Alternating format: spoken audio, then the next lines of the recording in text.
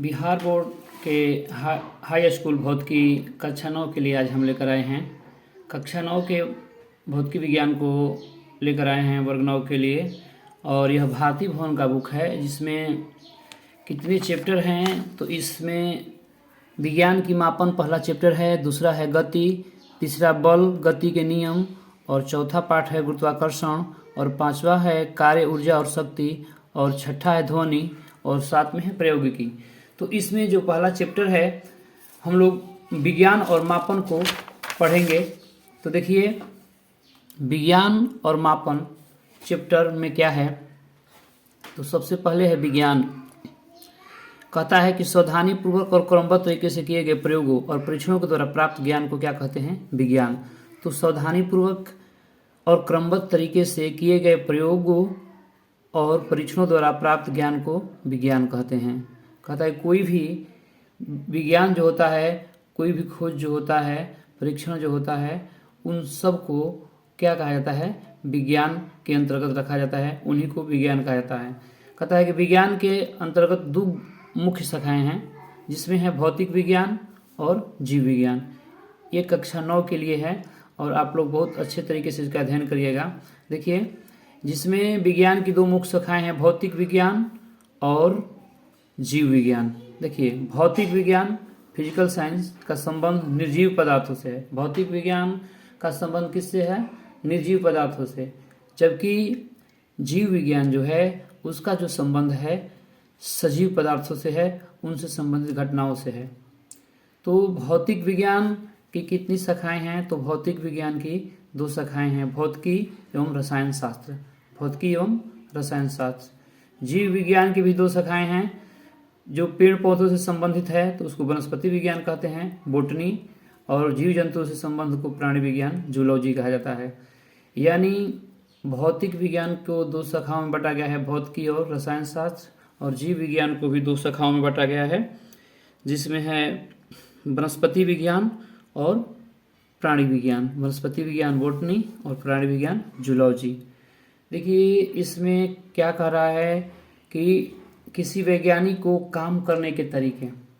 तो कहता है कि कोई वैज्ञानिक है वह कैसे काम करता है। तो देखिए इसमें बताया गया है कि वैज्ञानिक विधि के मुख्य 5 अंग होते हैं। वैज्ञानिक विधि के मुख्य कितने अंग होते हैं, 5 अंग होते हैं। तो इन 5 अंगों के बारे में हम लोग अध्ययन करेंगे। तो देखो सबसे पहले क्या होता है, वैज्ञानिक क्या करते हैं, घटनाओं का सावधानी पूर्वक किया गया परीक्षण। किसी भी घटना का सावधानी पूर्वक परीक्षण किया जाता है, उसके बाद संभावित कारणों का अनुमान लगाया जाता है। दूसरा में क्या किया जाता है, जो भी कारण हैं उसके अनुमान लगाए जाते हैं। और तीसरा परीक्षणों और प्रयोगों के द्वारा उन कारणों की जांच किया जाता है। और फिर क्या है, चौथा कि जांचों के आधार पर किसी निष्कर्ष पर पहुंचा जाता है। जब जांच होता है उसके आधार पर किसी निष्कर्ष पर पहुंचा जाता है। फिर 5 नंबर में कह रहा है कि आवश्यकता अनुसार विचारों और सोच में परिवर्तन किया जाता है। जैसा उसमें परिवर्तन करना हो, उस जो परीक्षण किया गया है उसमें उसको अपरिहार्य रूप से अपने आप परिवर्तन किया जाता है। देखिए वैज्ञानिक जो होते हैं किसी एक राष्ट्र या किसी एक काल के नहीं होते हैं। ये जो हैं किसी भी काल, किसी भी मानव जाति के होते हैं। विज्ञान एक निरंतर चलने वाली प्रक्रिया होती है। एक महान वैज्ञानिक हुए थे जिनका नाम था अल्बर्ट आइंस्टीन।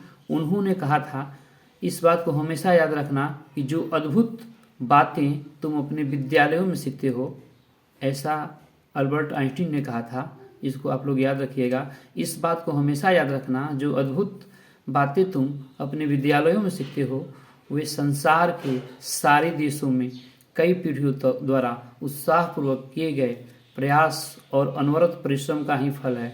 यह सब कुछ तुम्हारे हाथों में विरासत के रूप में दिया गया है ताकि तुम इसे स्वीकार करो, इसे मान दो, इसमें वृद्धि करो, और एक दिन तुम भी अपनी अगली पीढ़ी को निष्ठापूर्वक सौंप के जाओ।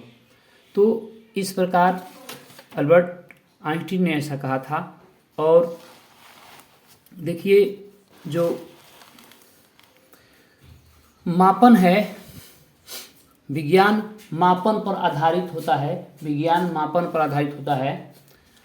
किसी भी राशि की माप के लिए कुछ मानक मापों की आवश्यकता होती है, इसी मानक को उस राशि का मात्रक कहा जाता है। किसी भी राशि को मापने के लिए कुछ मानक मात्रक होते हैं।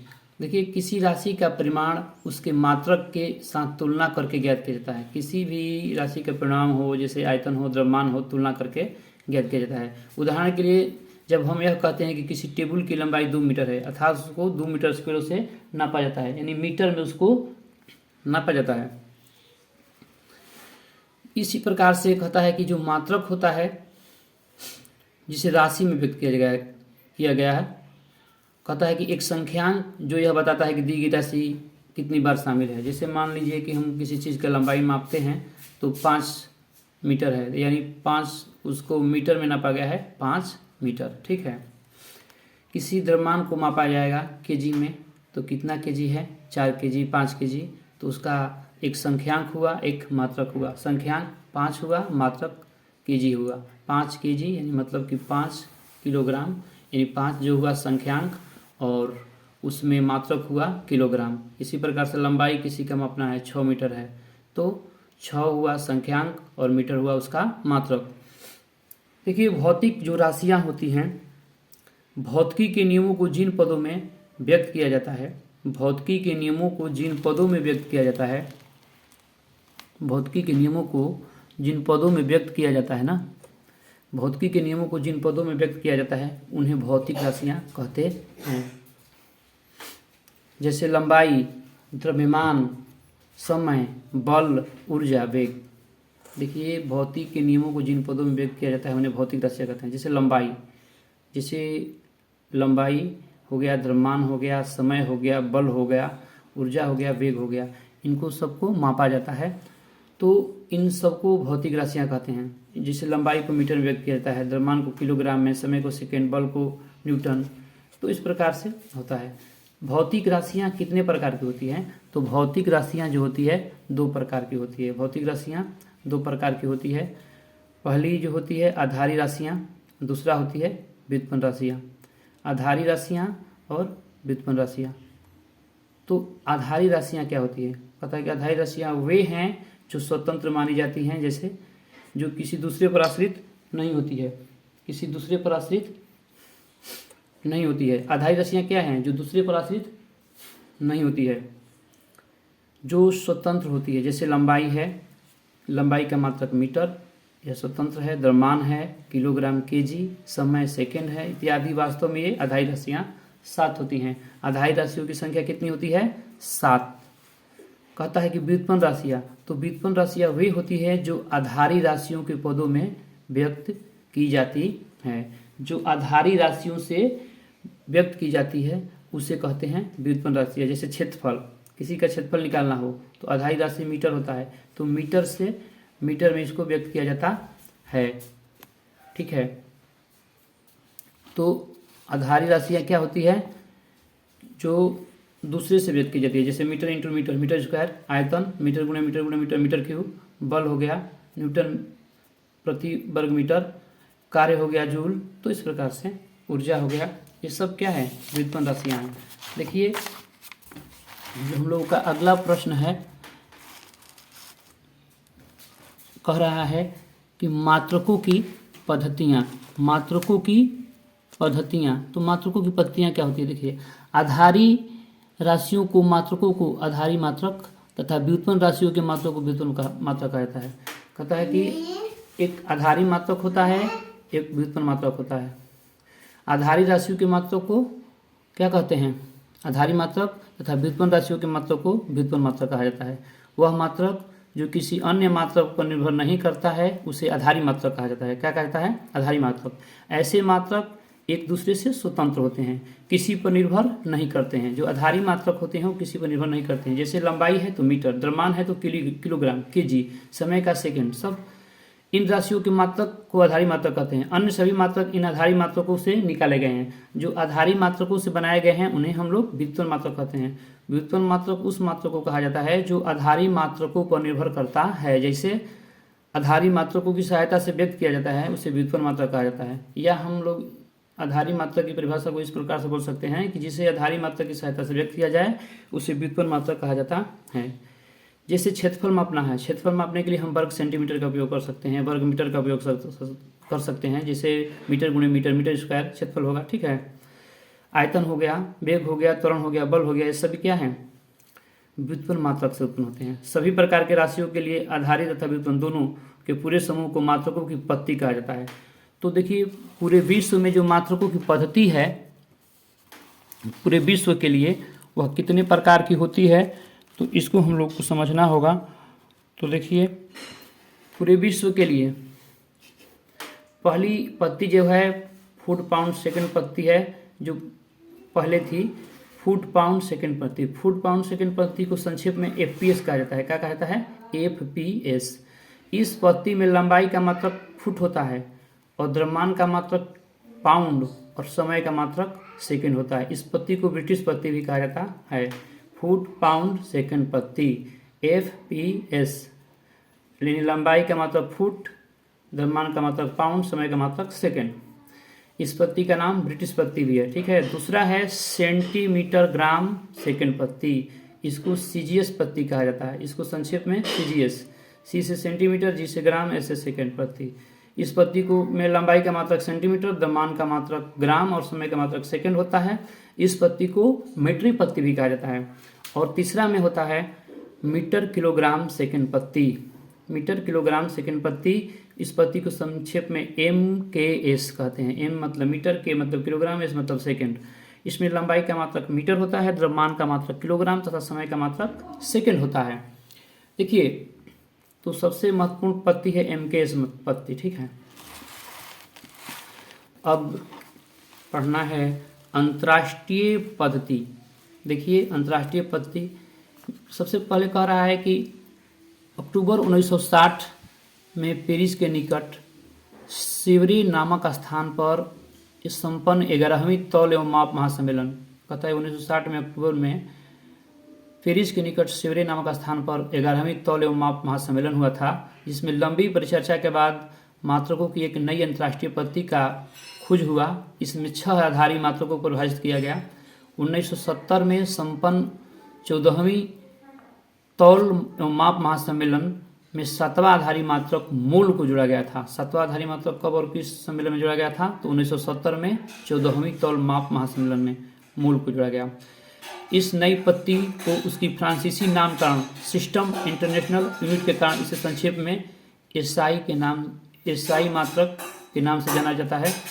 इसको सिस्टम इंटरनेशनल कहा जाता है, इसको सिस्टम इंटरनेशनल कहा जाता है। इसको क्या कहा जाता है, सिस्टम इंटरनेशनल। क्या कहा जाता है,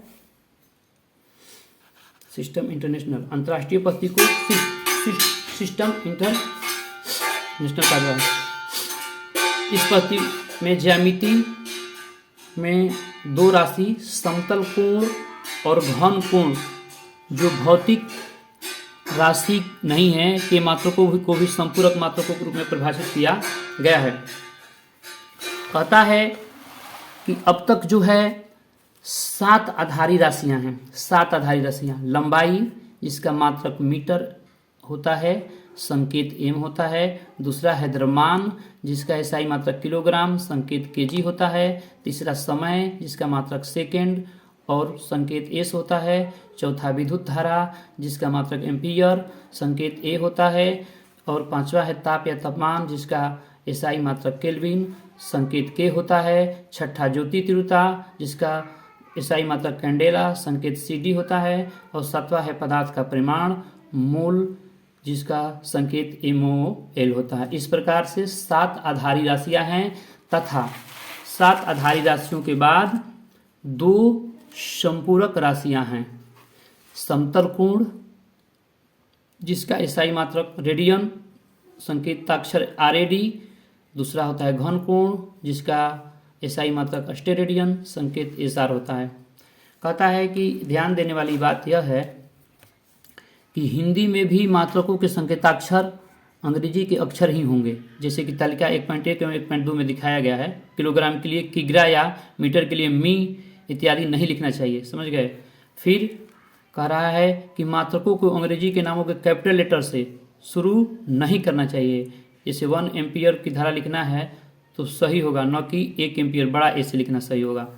फिर कह रहा है कि मात्रकों को में बहुवचन का प्रयोग नहीं होना चाहिए, हमें 5 ग्राम लिखना चाहिए, न कि 5 ग्राम्स। ठीक है। चौथा कह रहा है कि मात्रकों के ग्राम के संकेताक्षर छोटा जी लिखना चाहिए, न कि जीएम लिखना चाहिए ना। जीएम का अर्थ होता है ग्राम मीटर। अगर 5 किलो के लिए संकेताक्षर स्मॉल लेटर के है और केल्विन के लिए कैपिटल लेटर के है, स्मॉल लेटर लिखना चाहिए केजी के लिए। ठीक है। और के बड़ा जो कैपिटल लेटर के होता है वह केल्विन के लिए होता है। ठीक है। और छठा में कहता है कि अगर ताप या तापमान का मतलब केल्विन के पहले संकेत डिग्री या शब्द डिग्री का उपयोग नहीं करना चाहिए। 273 डिग्री केल्विन लिखना गलत होगा, जबकि 273 के लिखना सही होगा। इस प्रकार से अब कहता है कि उपसर्गों का प्रयोग भी होता है। कहता है कि इसमें उपसर्गों का भी प्रयोग होता है। कहता है कि प्रायः आप आधारी या व्युत्पन्न एसआई मात्रों के पदों में व्यक्त करना बहुत सुविधाजनक होता है। उदाहरण के लिए पटना से दिल्ली की दूरी को मीटर में व्यक्त करना बहुत असुविधाजनक होगा। इस दूरी के लिए हम बहुत छोटा मात्रक है मीटर ना, इसलिए हम लोग उसको किलोमीटर में व्यक्त कर सकते हैं। तो इस प्रकार से हम लोग देखते हैं कि क्या करना होगा हम लोगों को कि किसी मिली का घात होता है 10 के घात -3, एक माइक्रो बराबर होता है 10 के घात -6, एक नैनो बराबर 10 के घात -9, एक पीको बराबर 10 के घात -12, एक पीको बराबर 10 के घात -12, एक फेमटो बराबर 10 के घात -15, एक एटो बराबर 10 के घात -18, एक किलो बराबर होता है 10 के घात 3, एक मेगा बराबर होता है 10 के घात 6, और एक जीगा बराबर होता है 10 के घात 9, एक टेरा बराबर होता है 10 के घात 12, और एक पेटा होता है 10 के घात 15, और एक सा होता है 10 के घात 18। इसका संकेत भी दिया गया है। तो इस प्रकार से हमने देखा और इसमें हम लोग तो देखते हैं। और देखिए कुछ शब्द हैं जैसे व्युत्पन्न मात्रक के उदाहरण, जैसे बल का एसआई मतलब क्या होता है? न्यूटन। बल का एसआई मतलब न्यूटन होता है, इसका संकेत एन होता है। ऊर्जा का एसआई मतलब जूल होता है, इसका संकेत जे होता है। कहता है कि दाब क्या होता है? तो प्रति एकांक क्षेत्रफल पर लगने वाले बल को दाब कहते हैं। दाब बराबर होता है बल बटा में क्षेत्रफल। दाब बराबर होता है बल बटा में क्षेत्रफल। दाब का एसआई मतलब क्या होता है? न्यूटन वर्ग मीटर। एन प्रति एम स्क्वायर या एन एम स्क्वायर के घात -2।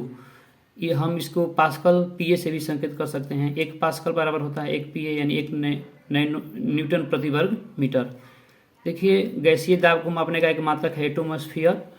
वायुमंडल में वायु का दाब वायुमंडलीय दाब कहलाता है। समुद्र की सतह पर वायुमंडलीय दाब एक एटमॉस्फेयर होता है, इसको सामान्य दाब कहा जाता है। एक एटीएम यानी एक एटमॉस्फेयर बराबर होता है 1.013 × 10 के घात 5 पीए यानी पास्कल। 1.101 × 10 के घात 5 पीए भी कहा जा सकता है। ठीक है। कहता है कि केल्विन जो होता है, केल्विन का जो 0 डिग्री सेंटीग्रेड के बराबर कितना होता है? तो 273.15 केल्विन होता है 0 डिग्री सेंटीग्रेड के बराबर। यानी बर्फ का गलनांक कितना होता है? 0 डिग्री सेंटीग्रेड यानी 273.15 केल्विन या लगभग में 273 केल्विन। जल का क्वथनांक कितना होता है? तो जल का जो क्वथनांक होता है 100 डिग्री सेंटीग्रेड या 373.15 केल्विन या 373 केल्विन लगभग में होता है। ठीक है। ऊर्जा का एसआई मात्रक जूल होता है, और चूंकि उष्मा भी एक प्रकार का ऊर्जा है तो उष्मा का एसआई मात्रक भी जूल ही होता है। और सीजीएस पद्धति में उष्मा का मात्रक कैलोरी जिसका संकेत सीएल होता है। और कभी कभी इसे बड़े मात्रकों में भी व्यक्त किया जाता है। 1 कैलोरी बराबर होता है 1000 कैलोरी। 1 कैलोरी यानी 4.186 जूल बराबर होता है 4.2 जूल। 1 किलो कैलोरी यानी 4146 जूल यानी 4200 जूल के लगभग बराबर होता है, यानी 4.2 किलो जूल के लगभग बराबर होता है। तो इस प्रकार से हम लोग का ऑब्जेक्टिव क्वेश्चन है। मापन मुख्य रूप से एक प्रक्रिया है किसके? गणना करने की, बदलने की, तुलना करने की। तो तुलना करने की होता है। ठीक है। किसी राशि के परिमाण को पूर्ण रूप से विवरण के लिए आवश्यक है मात्रक और संख्यांक दोनों।